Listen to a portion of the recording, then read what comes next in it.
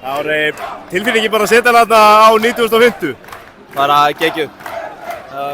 Við hefum átt að skora meira úr þessu spyrnu, Tryggvi var með geðveika spyrnur í dag. En bara geggjað að sjá hann inni. Sterkt að nýta þessar 2 hornspyrnur, skoraði upp 2 í dag. Já, við erum góðir í því. Við þurfum bara að leggja aðeins meira upp úr því að fá þær. Við vorum dálítið að spila upp í hendur að þeim í fyrri hálfleik en svo bara fannst mér að taka yfir í seinni, þú veist. Bara miklu betri. Hvernig fannst þér, þetta var smá brekka í fyrri hálfleik, hvað var farið yfir í hálfleik?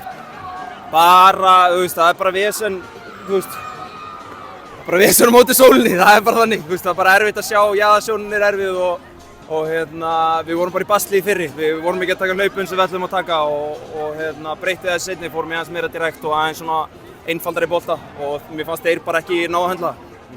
Það var svona, hvað áhrif hafði þá sólin mest? Bara þegar þú ert að fá boltan á jaðarsjónin, þú veist, þú getur ekki skannað og þú veist, svo eru þeir svartir, þannig að þú veist, bara fólk sem hefur spilað fótbolta þekkir þetta, skilur, en á sama tíma þá spiluðum við dálítið upp í hendunar á þeim í fyrri og en gerum þetta betur í seinni. Við Valsmenn núna á toppnum með 5 stiga fórustu, þetta er gífurlega sterkur sigur hér. Já, þetta skiptir drullu miklu máli og bara þessi leikir eru alltaf bara toppleikir og geta bara skipta ógeðslega miklu máli fyrir síðsonið hjá báðum liðum. Þannig að vonandi tökum bara þetta með okkur í næsta og höldum áfram.